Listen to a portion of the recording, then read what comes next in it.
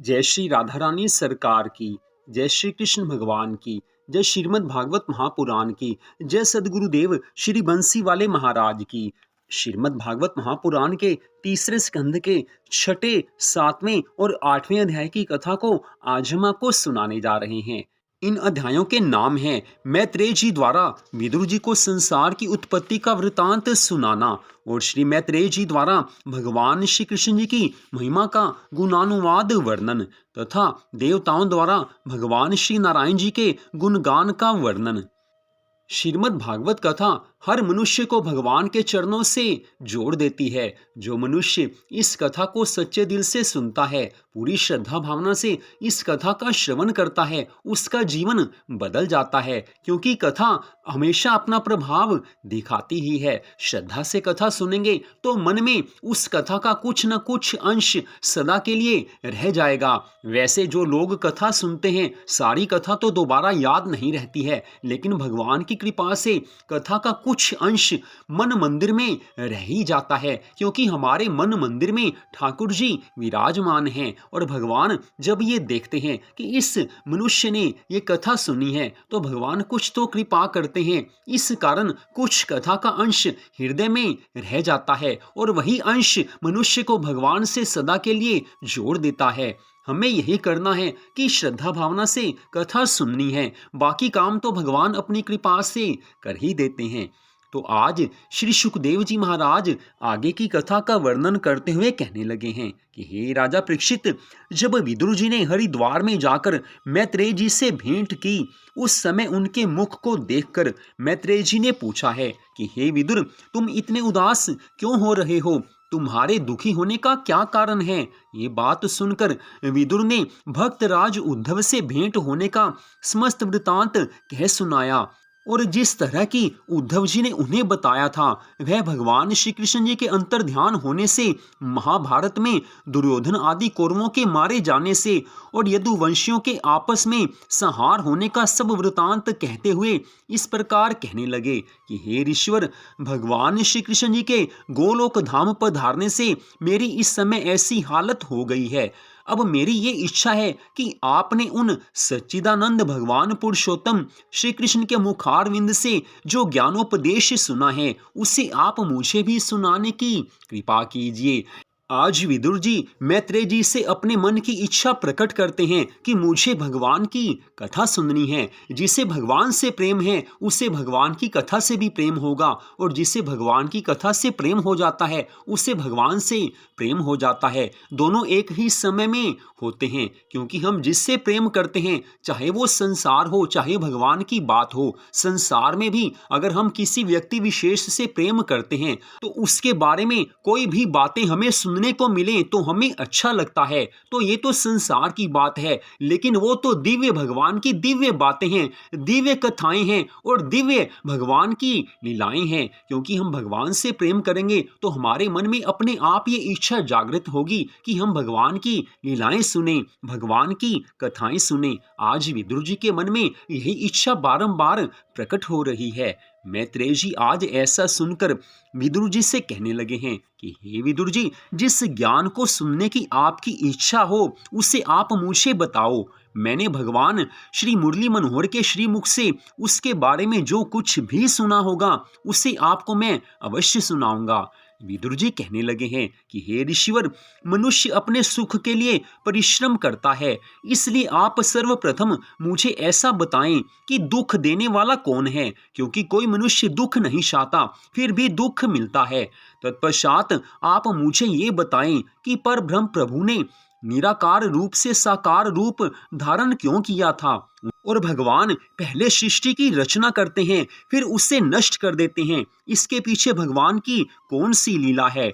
मैं तो केवल ऐसा ही समझता हूँ कि सांसारिक प्राणियों को इस अपार भवसागर से पार करने के लिए ही और उनके पापों का नाश करने के निमित्त ही श्री नारायण भगवान ऐसा सोचकर सगुण रूप धारण करते हैं कि मनुष्य उनके चरित्र और उनकी लीलाओं का वर्णन, स्मरण और ध्यान करके अपने आप को सुधार लेंगे, क्योंकि जो भगवान की कथाएं सुनता है उसका जीवन सुधर जाता है, और जिसका जीवन सुधर गया उसकी मृत्यु मंगलमय हो जाती है, अर्थात उसे भगवान की प्राप्ति हो जाती है।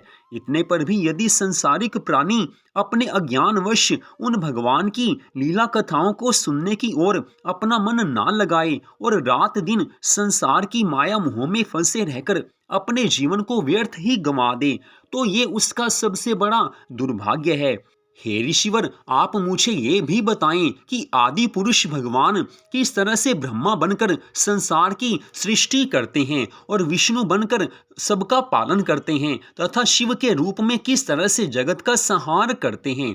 ऐसा कौन सा उपाय है जिसके करने से भगवान प्रसन्न हो जाते हैं और संसारिक मनुष्य अपनी सभी मनोकामनाओं को प्राप्त करके जीवन के अंत समय में मोक्ष को प्राप्त करता है। 84 लाख योनियों में घूमने और नरक में बहुत कष्ट भोगने के पश्चात जब यह जीवात्मा मनुष्य का शरीर धारण कर लेता है तो उसे तो भगवान से प्रेम करना चाहिए, लेकिन देखने में ये आता है कि मनुष्य शरीर प्राप्त करने के बाद भी वह प्रभु की माया में लिप्त रहकर भगवान से दूर रहता है। वह ऐसा कार्य क्यों नहीं करता कि सदा के लिए आवागमन से मुक्त हो जाए। हे नाथ, ये सब वृतांत आप मुझे कृपा करके बताइए, तभी मेरे मन का संदेह दूर होगा और मुझे आपकी कृपा से ज्ञान प्राप्त होगा। आज विदुर जी ने हम सब लोगों के उद्धार के लिए परम सुंदर प्रश्न पूछे हैं। विदुर जी पूछते हैं कि मनुष्य मात्र का उद्धार कैसे होगा, भगवान कैसे मिलेंगे। भगवान सृष्टि की रचना करते हैं फिर पुनः उससे नष्ट क्यों कर देते हैं, और 84 लाख योनियों में सर्वश्रेष्ठ इस मनुष्य शरीर को प्राप्त करके भी मनुष्य भगवान का भजन क्यों नहीं करता है, आवागमन से मुक्त होने का साधन क्यों नहीं करता है। विदुर जी के इन प्रश्नों में भी एक गूढ़ रहस्य छिपा हुआ है। विदुर जी भगवान के परम सुंदर भक्त हैं, सदा भगवान के ध्यान में मग्न रहते हैं। विदुर और विदुरानी के घर में भगवान ने स्वयं जाकर साग और भाजी खाई थी, विदुरानी के केले के छिलके खाए थे। कितने प्रसन्न हुए थे भगवान उन केले के छिलकों को खाकर, क्योंकि भगवान तो अपने भक्तों का प्रेम देखते हैं। ये भगवान की लीला उस समय की है जब श्री कृष्ण भगवान जी दुर्योधन और बाकी कौरवों को समझाने के लिए आए थे कि पांडवों को कुछ गांव ही दे दो, वो संतुष्ट हो जाएंगे। तो उस समय विदुर जी से विदुरानी ने कहा था कि हे नाथ, सुना है कि भगवान कल दुर्योधन को समझाने आएंगे, तो मेरी आपसे इतनी ही विनती है कि आप प्रभु को अपने घर आने का न्योता दीजिए। हमारी कुटिया में आकर वो अपने चरणों से हमारी कुटिया को पवित्र करें और जो कुछ भी हम उनके लिए प्रेम भाव से बनाएंगे उसे वो भोग के रूप में स्वीकार करें। आज विदुरानी ने विदुर जी से ऐसा कहा है, लेकिन विदुर जी ने विदुरानी से क्या कहा है? वो कहते हैं कि देखो, मैं प्रभु को न्योता तो दे दूंगा, वो आएंगे भी जरूर क्योंकि वो मुझसे प्रेम करते हैं। हे विदुरानी, प्रभु मेरा न्योता ठुकरा नहीं सकते क्योंकि वो प्रेम के बंधन में बंधे चले आते हैं, लेकिन उनको न्योता देने से उन्हें कष्ट होगा। अगर वो कौरवों के यहाँ या अपने किसी और भक्त के यहाँ प्रसाद पाएंगे तो उन्हें 56 भोग मिलेंगे, लेकिन हमारे यहाँ आएंगे तो हम उनको केवल साग भाजी ही खिला सकते हैं। हम तो भगवान के आने से प्रसन्न हो जाएंगे, लेकिन मेरे प्रभु को कष्ट होगा, इस कारण मैं उनको निमंत्रण नहीं दे सकता। तो विदुर जी की भावना अपनी जगह सही है, वो प्रभु को कष्ट नहीं देना चाहते हैं। भगवान के भक्त वही होते हैं जो अपने कारण भगवान को कष्ट नहीं देना चाहते हैं, लेकिन उनकी पत्नी विदुरानी के भाव अपने हैं, वो भी अपनी जगह ठीक हैं। वो कहती हैं कि मैं तो प्रभु को मन ही मन न्योता जरूर दूंगी, चाहे हमारे पास 56 भोग नहीं है, लेकिन फिर भी हमारे मन में भगवान के लिए प्रेम है और भगवान तो प्रेम के बंधन में बंध जाते हैं। मैं भगवान को अवश्य न्योता दूंगी। आज विदुर जी कहते हैं कि तुम्हारे मन में जो आए सो करना, लेकिन मैं तो प्रभु का वैसे ही भजन करता रहता हूं, उनको न्योता नहीं दूंगा। आज भगवान भी प्रसन्न हैं, वो अपनी जगह पर बैठकर विदुर और विदुरानी की बातें सुन रहे हैं। भगवान अंतर्यामी है, सबके मन की भावना समझते हैं, हमें देख रहे हैं। वो भगवान तो सबको देखते हैं, हमारे मन में क्या है भगवान वो भी जानते हैं, किसी के मन में क्या है भगवान सब कुछ जानते हैं। और उधर भगवान जब दुर्योधन के यहाँ पर आते हैं, मन में एक ही भाव है कि जैसे भी हो पांडवों का कार्य सिद्ध करना है। दुर्योधन मान जाए तो अच्छी बात है, नहीं मानता तो पापी का सर्वनाश होगा ही होगा। वैसे जब भगवान पांडवों के यहाँ से इधर कौरवों के यहाँ आने वाले थे, कौरवों को समझाने के लिए आने वाले थे, उस समय द्रौपदी महारानी ने भगवान से कहा था कि हे प्रभु, ये आप क्या काम करने जा रहे हो? क्या आप उस दिन को भूल गए जब दुशासन ने मेरा अपमान किया था? उस समय आपने ही तो मेरी रक्षा की थी। वो महापापी मेरा चीरहरण करना चाहता था, लेकिन आपने मुझे अपनी कृपा से बचा लिया था। आपने मेरी रक्षा की थी। उस समय मैंने ये प्रण किया था कि दुशासन की छाती के लहू से अपने सिर के केश धोंगी, तभी मुझे चैन मिलेगा। हे प्रभु, क्या आप मेरे प्रण के बारे में, मेरी प्रतिज्ञा के बारे में कुछ नहीं सोचते? क्या मेरी प्रतिज्ञा टूट जाएगी? आप कौरवों को समझाने जा रहे हो, अगर कौरव आपकी बात मान गए फिर तो मेरी प्रतिज्ञा टूट जाएगी। द्रौपदी आज भगवान से ऐसा कहने लगी हैं। भगवान मुस्कुराते हुए कहने लगे हैं कि हे बहन द्रौपदी, मैं कुछ भी नहीं भूला हूं, मैं भगवान हूं, कुछ भी नहीं भूल सकता हूं। मैं तो पांडवों की ओर से कौरवों के पास केवल इसीलिए जा रहा हूं कि आने वाले युगों में कोई पांडवों पर यह लांछन ना लगाए कि उन्होंने युद्ध रोकने का कोई प्रयास नहीं किया था।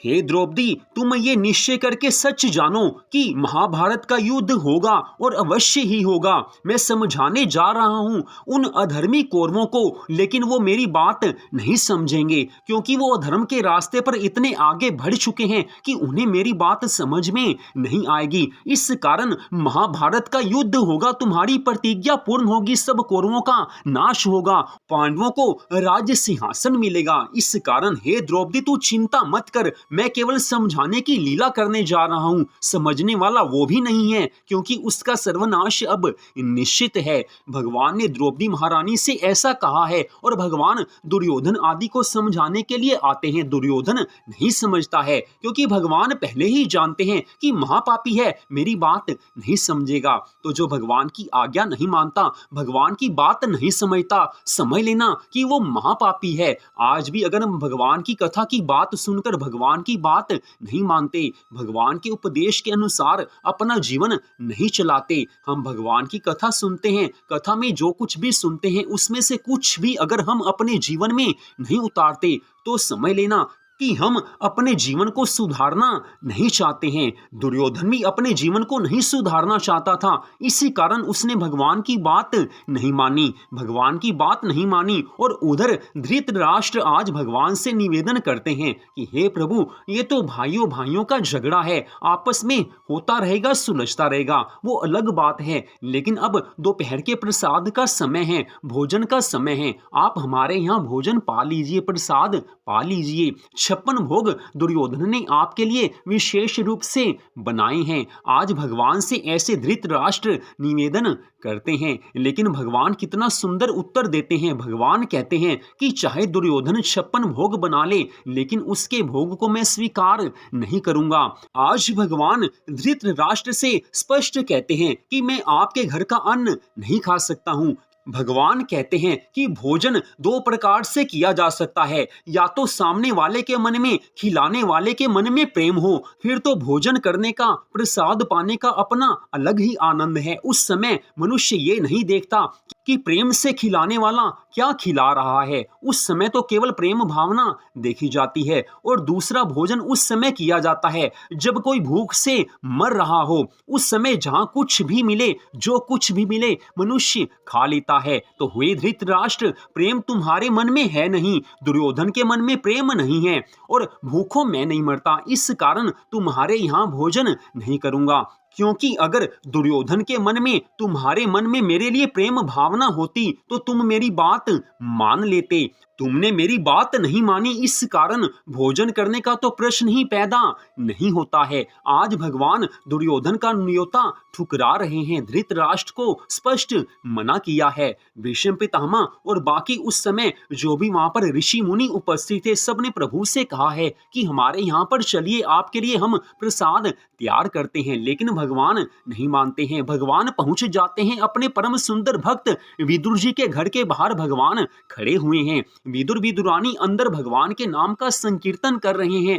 राधे कृष्ण राधे कृष्ण राधे कृष्ण, आज भगवान के नाम का वो संकीर्तन करते हैं। विदुर और विदुरानी भगवान के ध्यान में मग्न हैं, भगवान की चर्चा करते हैं, भगवान के नाम का संकीर्तन करते हैं। भगवान बाहर खड़े हैं लेकिन विदुर विदुरानी को मालूम नहीं है। भगवान देखते हैं कि ये तो दोनों अंदर बैठे हैं, मैं कब तक बाहर इंतजार करूंगा। भगवान अपने आप अंदर चले जाते हैं। भगवान जिससे प्रेम करते हैं बिना बुलाए भी भगवान उसके घर चले जाते हैं। विदुर जी ने नहीं बुलाया था लेकिन विदुरानी ने मन ही मन भगवान को न्योता दिया था। कहते हैं कि भगवान की भक्ति ऐसी होनी चाहिए कि भगवान स्वयं हमारे घर में आ जाएं। आज विदुर जी के घर में भगवान आए हैं। अंदर आकर भगवान ने देखा है विदुर विदुरानी भगवान के नाम का संकीर्तन कर रहे हैं। विदुरानी की आंखें खुलती हैं, विदुर जी की आंखें खुलती हैं। प्रभु ने देखा है कि वो मुझे देखकर अत्यंत प्रसन्न हुए हैं। विदुर और विदुरानी के श्री मुख से कुछ नहीं निकलता है क्योंकि प्रभु सामने हैं। मन में इतना आनंद हुआ है लेकिन मुख से कुछ शब्द नहीं निकलते हैं। भगवान ने देखा है कि वो तो मुझे कुछ बोल ही नहीं रहे हैं, बैठने के लिए आसन भी नहीं दे रहे हैं। तो उस समय भगवान ने पास में पड़े हुए एक आसन को उनकी ओर रखा है और वहां पर जाकर बैठ गए हैं। प्रभु अपने आप आसन बिछाते हैं, उस पर बैठ जाते हैं। जिन भगवान की हम सदा भक्ति करते हैं, जिनकी पूजा करते हैं, जिनकी आराधना करते हैं, जिनके लिए जप तप व्रत नियम संयम सब कुछ करते हैं, वो भगवान हमारे सामने हो तो कैसा होगा। आज विदुरानी के सामने भगवान है, विदुर जी के सामने आज भगवान साक्षात उपस्थित हैं। विदुरानी क्या करती है, भगवान के प्रेम के वश में होकर उसे ध्यान नहीं है कि मैं क्या कर रही हूं। पास में केले पड़े हुए हैं लेकिन आज प्रेम के भाव में बहकर विदुरानी भगवान को देख रही है, निहार रही है।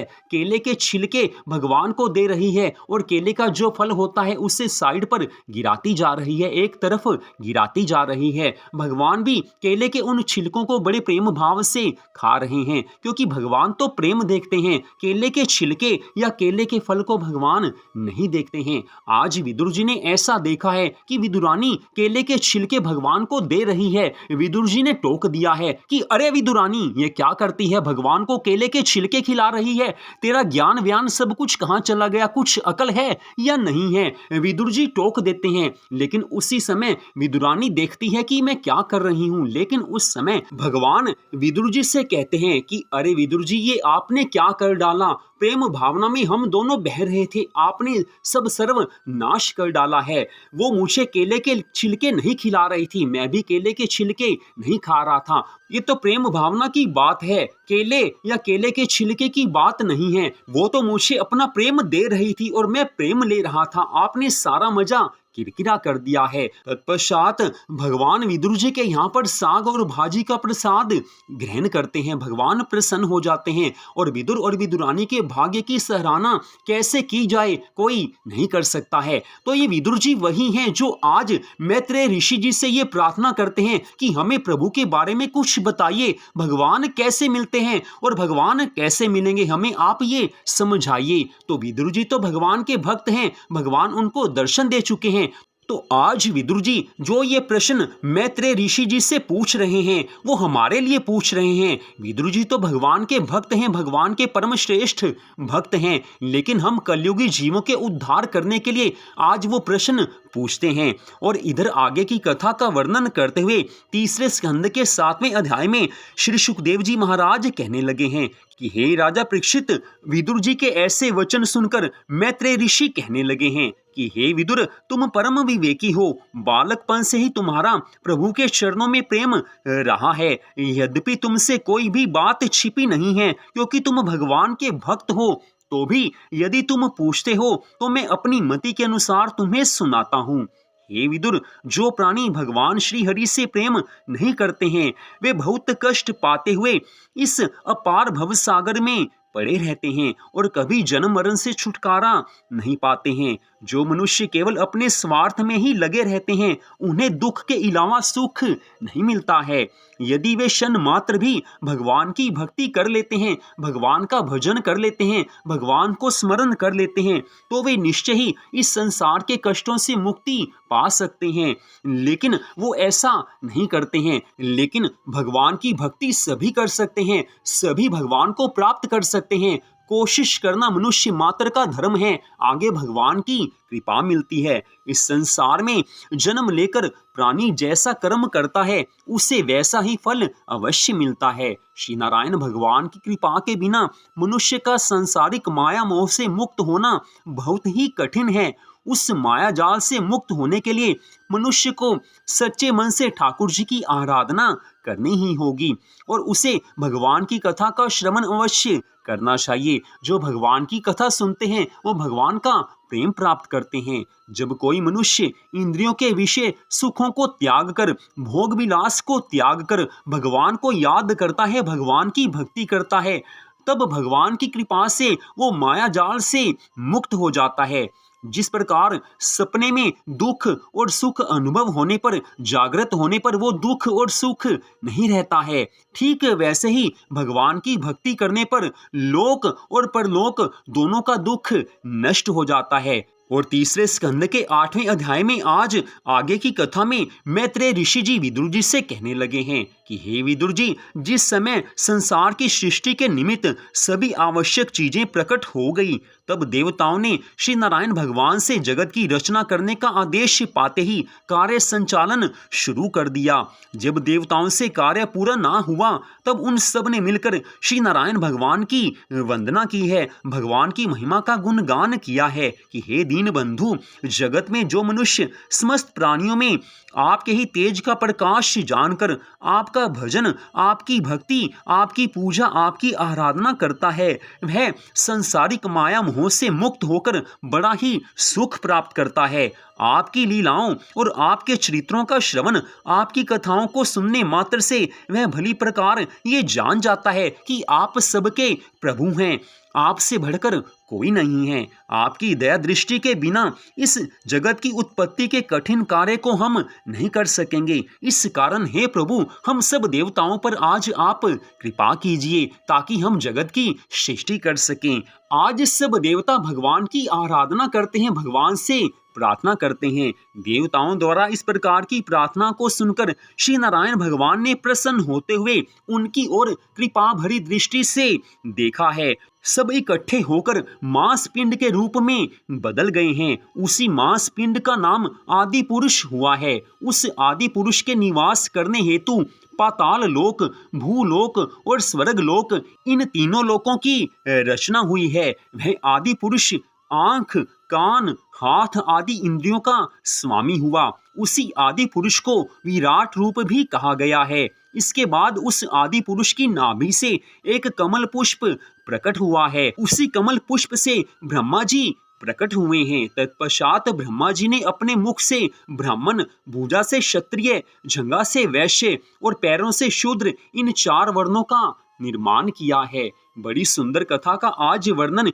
इन तीनों अध्यायों में आता है। भगवान की कितनी सुंदर महिमा है और भगवान के भक्तों की कितनी महिमा है। विदुर जी की कथा ऐसी परम सुंदर कथा है कि जिसमें स्पष्ट पता चलता है कि भगवान अपने भक्तों के प्रेम भाव को देखते हैं। अगर कोई उनसे प्रेम करता है तो भगवान उससे प्रेम करते हैं। हम थोड़ा सा भगवान से प्रेम करते हैं तो भगवान हमसे अधिक प्रेम करेंगे, और जब ये प्रेम बढ़ने लग जाता है तो ये कम नहीं हो सकता है। संसार में आज हम किसी स्त्री या किसी पुरुष से प्रेम करते हैं जैसा कि आजकल होता है, लेकिन वो प्रेम कुछ बढ़ता है, लेकिन कुछ दिनों के बाद, कुछ महीनों के बाद या कुछ वर्षों के बाद वो प्रेम धीरे धीरे कम होने लगता है, और कम होते होते वो एक दिन खत्म हो जाता है, समाप्त हो जाता है। लड़ाई झगड़े भी हो जाते हैं। लेकिन भगवान से जो प्रेम करता है वो प्रेम हर क्षण बढ़ता रहता है, और ऐसा प्रेम भगवान की प्राप्ति करवा देता है। जो भगवान से प्रेम करते हैं भगवान उनसे प्रेम करते हैं, और ऐसे भक्त सदा ही भगवान की कृपा के अधिकारी बने रहते हैं। ऐसे भक्तों की सभी मनोकामनाओं को भगवान पूर्ण करते हैं, और ऐसे भक्त ही केवल भवसागर से पार हो सकते हैं। तो आज की इस कथा को आपने सुना, आप सबका हार्दिक धन्यवाद। अगले भाग में आप इससे आगे की कथा को सुन पाएंगे। जय श्री राधा रानी सरकार की, जय श्री कृष्ण भगवान की, जय सदगुरुदेव श्री बंसी वाले महाराज की, जय श्रीमद् भागवत महापुराण की। जय जय श्री राधे, जय जय श्री राधे, जय जय श्री राधे श्याम।